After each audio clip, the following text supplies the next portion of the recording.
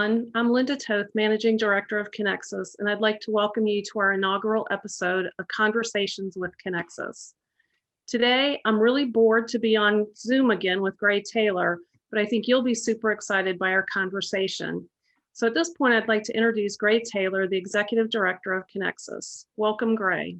Hey, Linda, thanks for the invitation. And yes, to us, it's kind of mundane. This is we work with each other every day, and this seems to be the only way that we ever get to connect on anything. So yes, while it's boring for us, hopefully we can make it exciting for some folks who are going to tune in and get kind of a good overview of what happened last year and what we see going ahead for 2021 and beyond.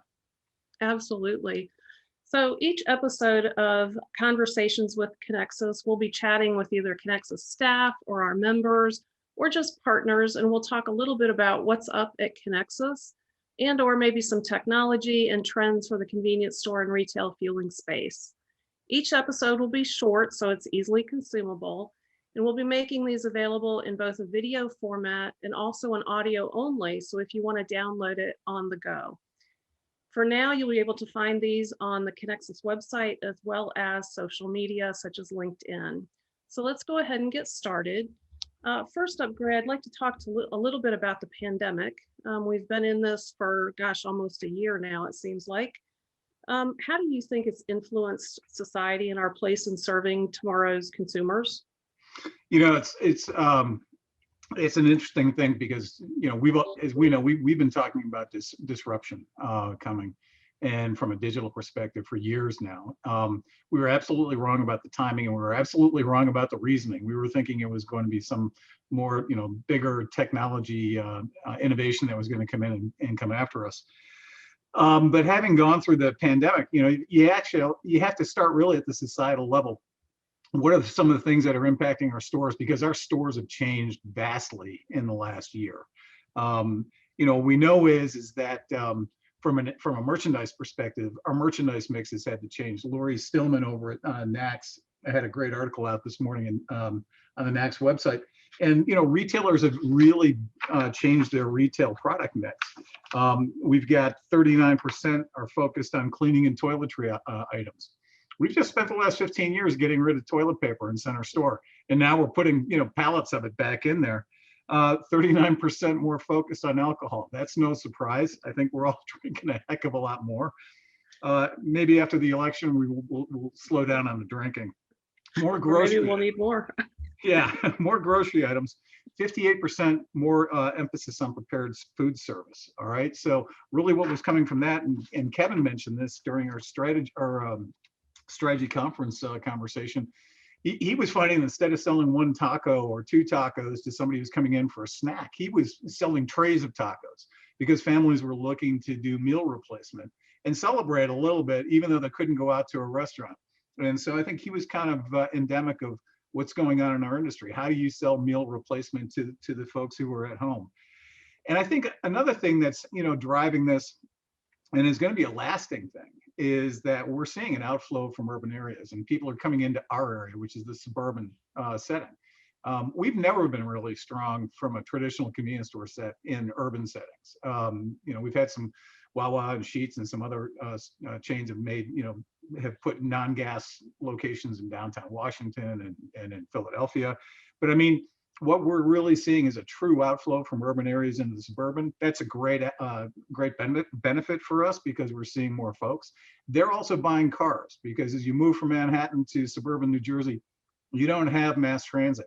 You have to get a car. So that's going to drive a little bit more in fuel sales.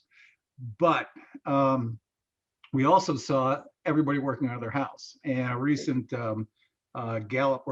Pew survey came out and said, look, in 1919, 20% of the population worked at home because that was just the way their job was. They were salespeople or whatever. As of October of last year, almost 60% of the people they polled said, you know what, working from home isn't so bad, and I would just as soon stay here. And we're starting to see some companies who are selling their headquarters and saying, yeah, go virtual. It's working. The technology is there and working. And we had a couple of really good white papers that we published on how to be what's the best practice in remote working and remote labor. So I think that's going to be something that's got lasting value to us. And that means that we're not going to be commuting as much, which means that we're not going to be selling as much fuel. And we knew before the pandemic that fuel was in demand destruction, about 1% a year. Just recently, BP came out and said, hey, in our opinion, peak oil happened in 2019. From this point forward, we're going to see less and less oil being consumed by society going forward. And a lot of that, of course, being transportation. And, to keep on track with that, we really need to stay in touch with the Fuels Institute, because these guys have really got a pulse, a finger on the pulse of what's going to be going on as far as mobility going forward. The other thing that was huge is unified commerce. And I think our guys responded really well to the extent that they could. But I think we also learned that our technology stack is pretty inflexible and pretty predicated on point-to-point, end-to-end communication. And if you try to bolt on some innovations such as remote orders, remote delivery, curbside delivery, it's kludgy at best, impossible at worst. And that really speaks to the foresight that our membership had on saying, look, we've got to go to APIs. We've got to restructure the architecture so that we're not going point to point, but we can have any point in the ecosystem talking to multiple points out there to get the task done. Whether I'm talking to a price book in the cloud, whether my mobile device is talking to a POS in the cloud and placing an order. We got a lot done on APIs, and we've got a lot more to do. But the lasting and the residual thing about pandemic, I think, is if we don't have a digital presence, if we're not selling digitally, I think we're at a severe disadvantage to our competition.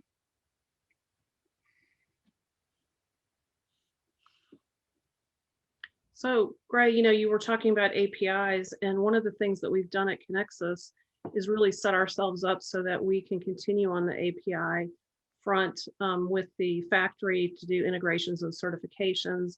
We've made some pretty good structural infrastructure type changes to our website. We have GitLab as our go-to way to store code now and to store documents. So that gives everybody access to the repositories there. We've also worked with IFSF, our counterpart in Europe, on standards. And we've worked with them to create open retailing, openretailing.org. You can find some landing pages that talk about the data dictionary, which is a really cool thing that will be the foundation for all of our APIs. And then all of that's housed in the GitLab repositories over on Open Retailing. So we've really spent a lot of time and money setting up these foundational layers to do the future API work. It's true. I don't think we've ever had one singular initiative where we've invested more money, well over $1 million, to upgrade our infrastructure so we can get better, faster, and cheaper, because APIs need to get to market quicker. They tend to be thinner than the old XML standards. And so we can be more nimble, more flexible in getting stuff to the marketplace. We have to respond as a standards body. And I think we proved this year with the EMV OPT standard that came out. We can take a challenge and we can turn it around pretty quickly when all of us put our heads to it. And getting that standard out that basically opened up how POSs talk to OPTs, I think was very foundational to what we do in the industry. And I want to get back to that because EMV is a big topic for us. The other thing that I think is important is the work we've been doing with IFSF and what that brings to the industry. Having a global standard is incredibly powerful because, as we know, if you've ever been to any of the convenience store, Asia or Europe, trips with NACS, they're innovating much faster than we do. They don't have the legacy that we have. And so when you walk into an Asian market, they basically can be doing anything they want to as far as payments, as far as omnicommerce. I mean, you look at what 7-Eleven Philippines is doing as far as their digital marketing and digital commerce. It just blows away anything we've been doing over here. And the great thing about having those global standards is that we can then take these innovations from these far-flung markets and we can bring them into our marketplace. And the technical challenge of getting them integrated is already done. Now it's just, okay, what's the functional side on things that we need to do on either side? But right. You brought up EMV, and to me, EMV is still that big hairy ogre that's out there. We keep getting stays of execution from the governor on when this is going to go. But I mean, the last survey that your team did showed that we're still pretty significantly behind the curve, and we've got a long way to go. What was the impact of the pandemic shutdown on EMV last year? Yeah, so absolutely. I mean, the pandemic, when we went to shelter at home work, work from home, that applied to our vendors, our manufacturers. It applied to technicians. There for a while, techs could only respond to pump down.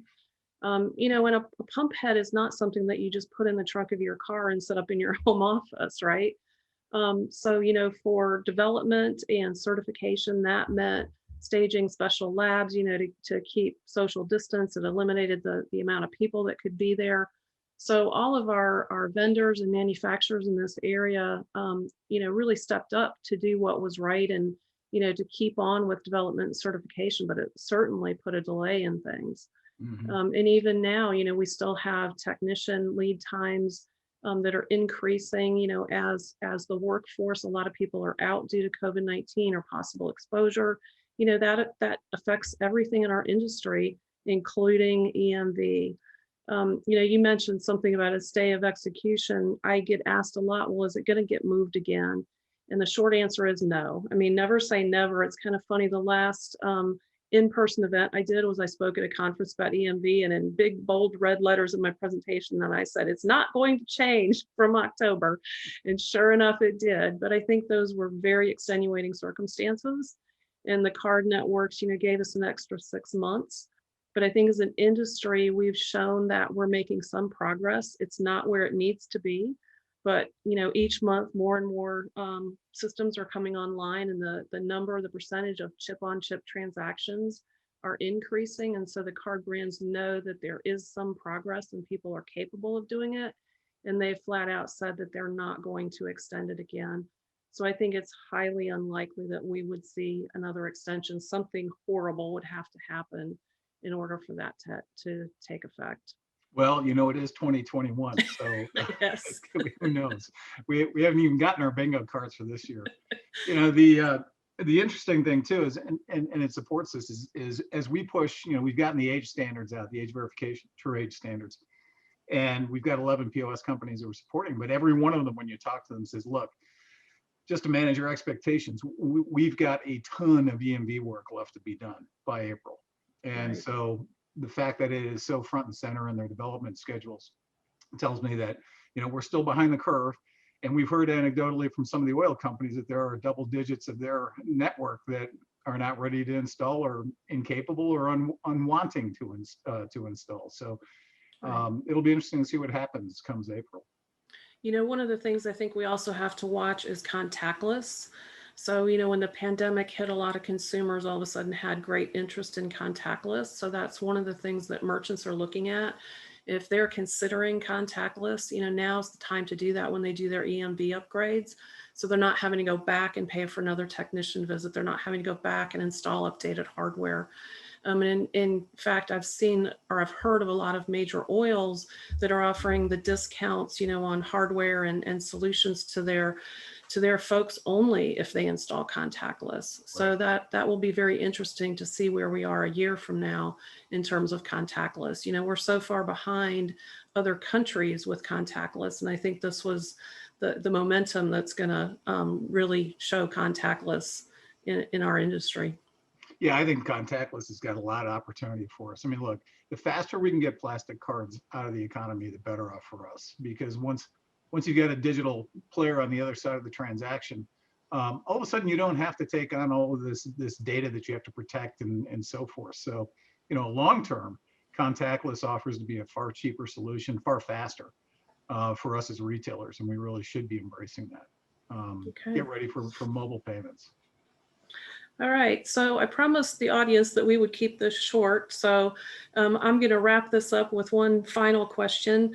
What other changes do you see on the horizon that Conexxus and NACS are looking at?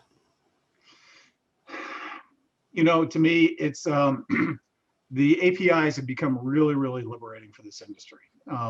Our concern as Conexxus and as NACS, because I have two jobs, right? But the main concern is this: we're not really worried about a Sheets or a Wawa or a KT. these are top-notch firms who, you know, get technology. They own the entire stack. They can compete at every level with the best of our adjacent competitors. We have 120,000 locations out there that are A, B's, and C-size chains. And what we've always focused on with standards is how do we democratize functionality to even the smallest players, so that the vendors that are coming into them with non-bespoke systems have all this functionality that's bolted on, because we've done these standards and we allow them to kind of do that mix and match. That is our goal. Well, APIs takes us to another step closer on that. And I think what you're going to see over the next 5 years is a focus on putting in consistent plumbing that will connect all of these really cool things that are happening there at even the smallest chain level. I mean, I know of single site retailers who've been selling online for 3 years, and they still have to call their customers back just to take a credit card number to pay for the transaction. You know, that stuff has just got to go away. There's no reason why it shouldn't. And I think that's really our marching orders, is how do we use APIs? How do we engage with the small and medium businesses? They need to come to the table, tell us what their priorities are, and then how do we work with the vendors to make sure that all of our vendors support that?